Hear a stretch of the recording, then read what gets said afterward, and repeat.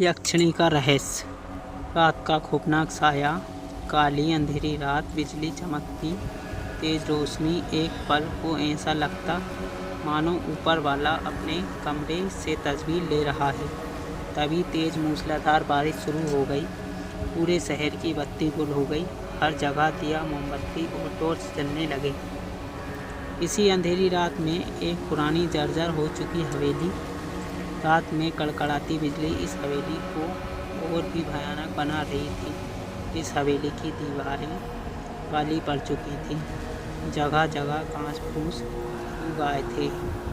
दिन में भी यहाँ आने पर किसी की भी रूह कांप जाए, ऐसी खौफनाक खामोशी और मनुष्यत लिए वो हवेली आज अपने भयानकता के चरम पर थी। पूरी हवेली में अंधेरा पसरा था, सिर्फ तहखाने में धीमी रोशनी आ रही थी। यह रोशनी किसी मोमबत्ती या दिए की नहीं, अपितु तंत्र साधना हेतु जलाए गए हवन कुंड में प्रज्वलित अग्नि की थी। उसी अग्नि के दाएं ओर एक खूबसूरत जिस्म की मालिक लेटी हुई थी। वह एक सफ़ेद चादर में किसी मुर्दे की तरह पड़ी थी। उसका चेहरा बेहद खूबसूरत, किसी अप्सरा की तरह। आंखें नीली, होंठ गुलाबी की पंखुड़ी के समान, बस बेहोश पड़ी थी।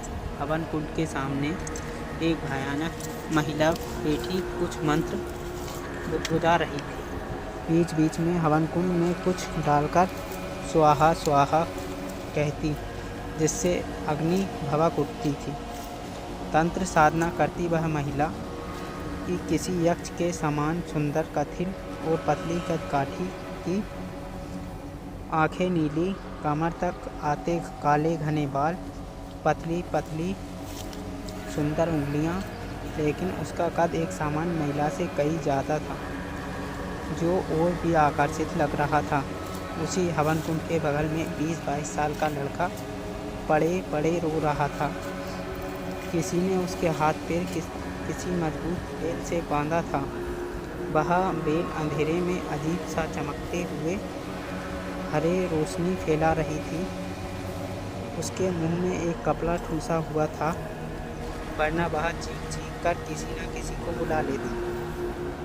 पर वह लाचारी ने आंसू बहाते हुए कभी तंत्र साधना करती महिला को देखता, कभी बेहोश पड़ी अपनी दिलरुबा को, जिसे उसने कभी दिलो जान से चाहा था। अतीत के कुछ पल उसके सामने कुछ पल को किसी फिल्म की भांति दिखते और ओझल हो जाते। उसने देखा, कॉलेज में सीनियर से डरी सहमी एक खूबसूरत लड़की टेबल के नीचे बैठे सुबह रही थी और उसके सामने कुछ लड़के लड़कियां चिल्लाते हुए खड़े थे।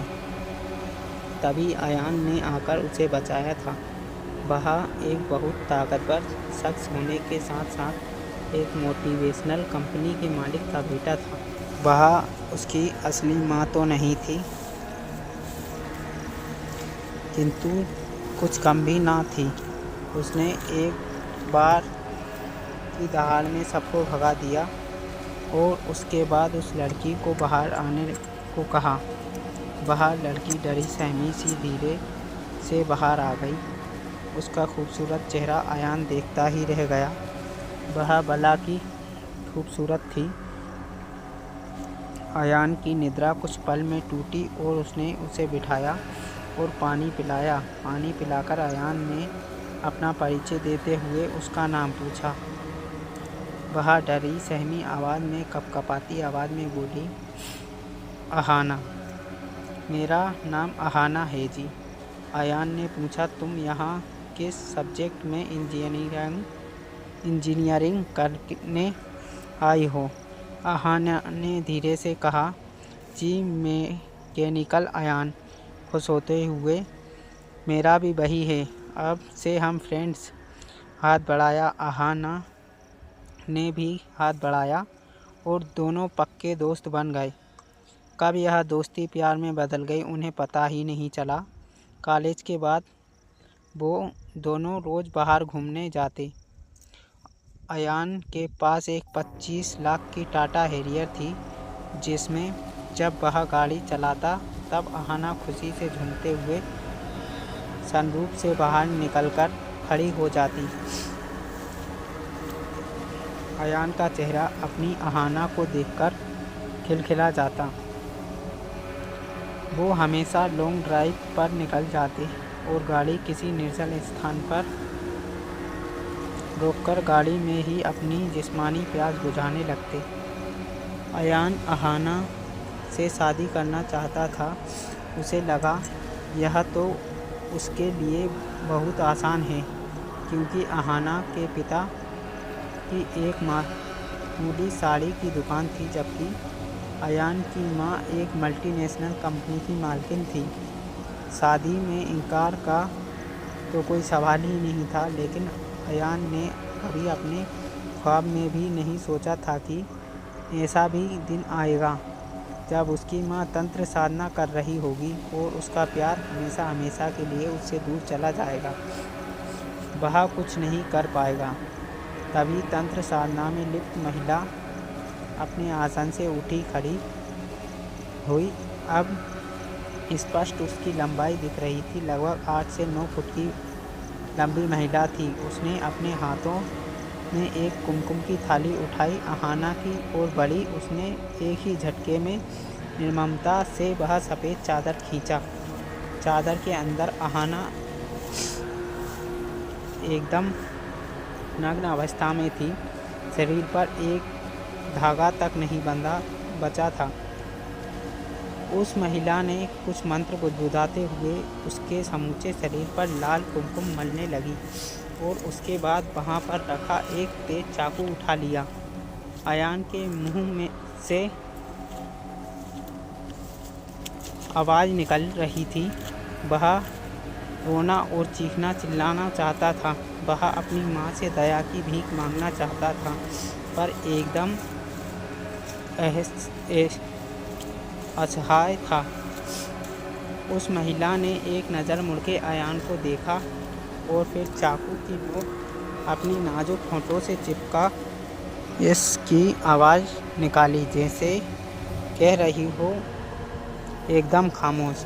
वह महिला वापस अहाना की तरफ मुड़ी और उसके पास आकर फिर से कुछ मंत्र बुदबुदाने लगी। इसके बाद वह अहाना के चेहरे के पास आकर अपना हाथ उसके होंठों के ठीक ऊपर रखा। उस चाकू से अपना हाथ काट दिया।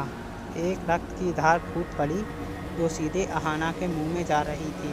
उसके बाद वह महिला अहाना के पेट के पास आकर उस चाकू की नोक से उसके पेट में कोई यंत्र उकेरने लगी।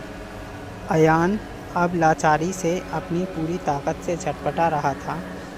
जिस पेट को वह कई बार चूमता था, अपने हाथों से कई बार मालिश करता था, क्योंकि उसके पेट में उसका अंश था।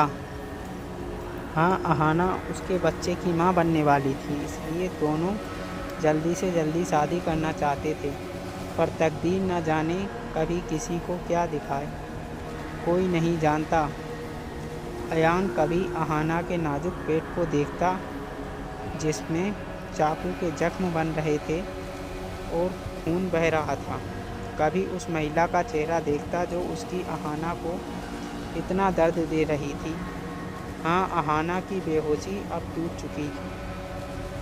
वह पूरे होशो हवास में रो रही थी, चिल्ला रही थी, मुझे छोड़ दो, मेरे बच्चे को छोड़ दो, भगवान के लिए हमें जाने दो। पर वह भी किसी तंत्र में बंधी थी, इसलिए अपने जिस्म को हिलाना उसके औकात से बाहर था, मानो उसके पूरे शरीर को लकवा मार गया हो। अयान उस महिला के चेहरे को देखकर अतीत की यादों में खो गया।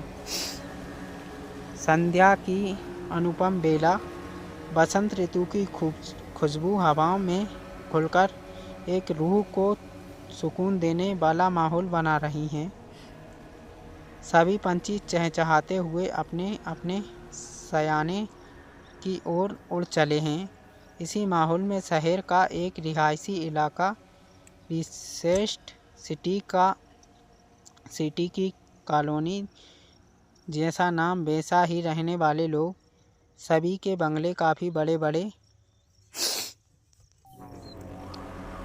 हर घर में विदेशी ब्रांड की गाड़ियाँ, BMW, मर्सिडीज और ऑडी से शोभित आंगन, माहौल खुशनुमा। इसी सोसाइटी में एक प्लेग्राउंड में कुछ बच्चे क्रिकेट खेल रहे थे। वो सभी 8-10 साल की स्कूली बच्चे थे जो संडे की शाम क्रिकेट में रमे हुए थे। उनमें से एक खूबसूरत बालक जिसका नाम अयान बैटिंग कर रहा था। अचानक उसने अपना बैट घुमाया और हेलीकॉप्टर शॉट मारते हुए बॉल दूर हवा में उड़ गई। कुछ बच्चे खुशी से उछल पड़े क्योंकि यह सिक्स उनकी विजय होने का ऐलान कर चुकी थी। कुछ बच्चे अयान के गले मिलने लगे। हारी हुई टीम के बच्चे अफसोस से अयान को घूर रहे थे।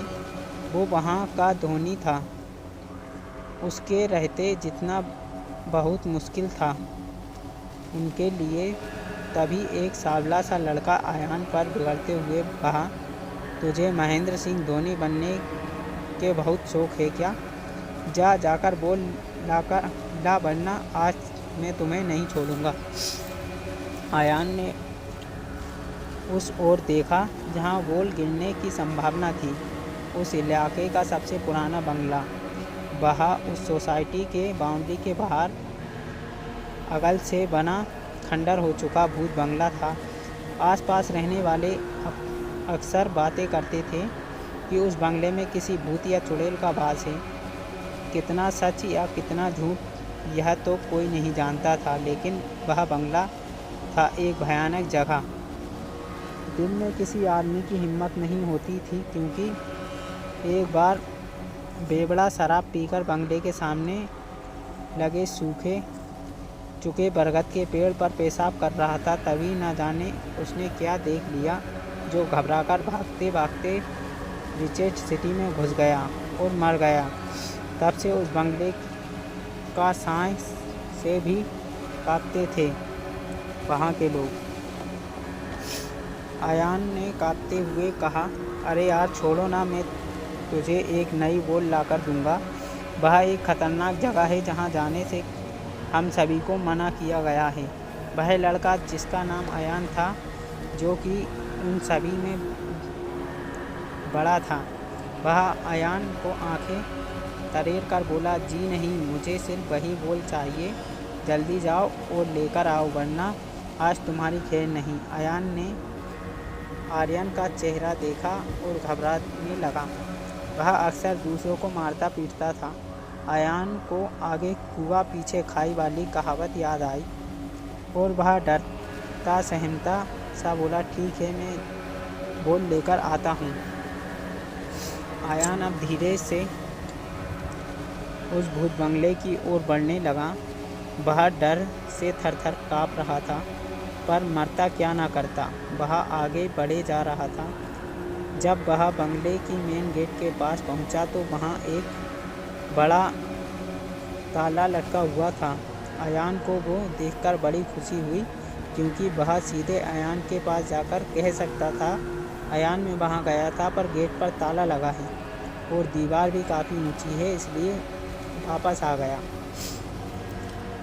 वह खुशी खुशी वापस आने को पलट ही रहा था कि उसे एक पुराने गेट की खुलने की आवाज़ आई। उसने चौंक कर पीछे देखा तो वह गेट खुला हुआ था। अयान की चीख निकल गई, यह कैसे मुमकिन हो सकता है? उसने अभी अभी देखा था कि यह एक बड़ा ताला लगा था। वह भय से भाग खड़ा हुआ, लेकिन थोड़ी दूर जाकर ठिठक गया। उसने अपने आप से पूछा, वह वापस जाकर क्या कहेगा? आर्यन से क्या वह उसकी बात पर यकीन करेगा? वह उसे बहुत मारेगा क्योंकि आज उसने आर्यन को मैच में हराकर टीना के सामने उसकी बेइज्जती कर दी, जिसे वह पटाना चाहता था। अयान पूरी हिम्मत बटोरकर वापस मुड़ा और धीरे धीरे सहमे कदमों से आगे बढ़ने लगा। वह अब गेट के अंदर आ गया। बंगले की मनुष्यत वह बखूबी महसूस कर पा रहा था। उसने बड़ी हिम्मत बटोरकर बॉल यहाँ वहाँ आंगन में ढूंढने लगा, पर उसे वो बॉल नहीं मिली।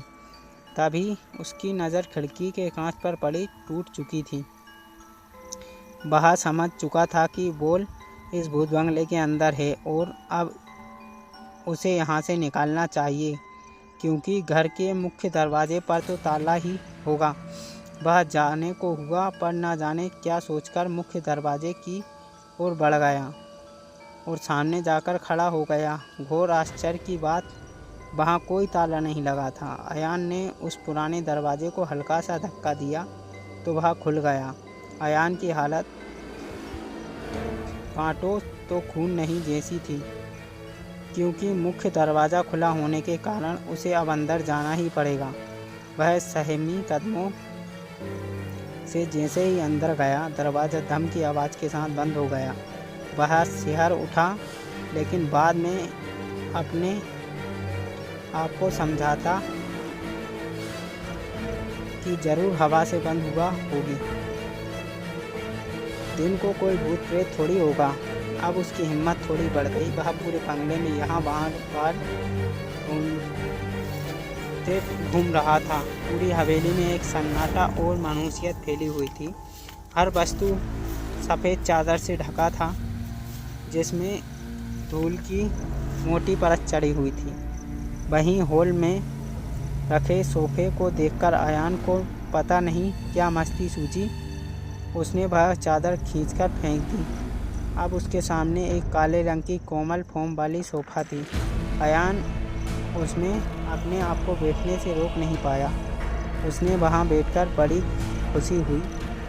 वह अब उछलने लगा, उस सोफ़े पर मचलने लगा। जब इससे भी उसका मन नहीं भरा तो ऊपर चढ़कर कूदने लगा। उसके मन में भूत बंगले का डर एकदम निकल चुका था। जब वह खेलते हुए थक गया तो वहीं निठाल होकर बैठ गया। उस सोफे में साइड में टिकने के लिए एक गोल घेरा था। अयान आराम से उसी में टिककर अपने पैर सीधे कर बैठ गया। अब उसकी आंख लग गई। जब उसकी नींद खुली तो पूरा बंगला अंधेरे में डूबा हुआ था। कुछ दिखाई नहीं पड़ रहा था। कहीं कहीं मोमबत्ती की धीमी रोशनी नाम मात्र के लिए थी। उस बड़े बंगले को रोशन करना उसकी औकात से बाहर था। तभी अयान नीचे सामने एक सोफे पर पड़ी और वह जोरदार चीख पड़ा।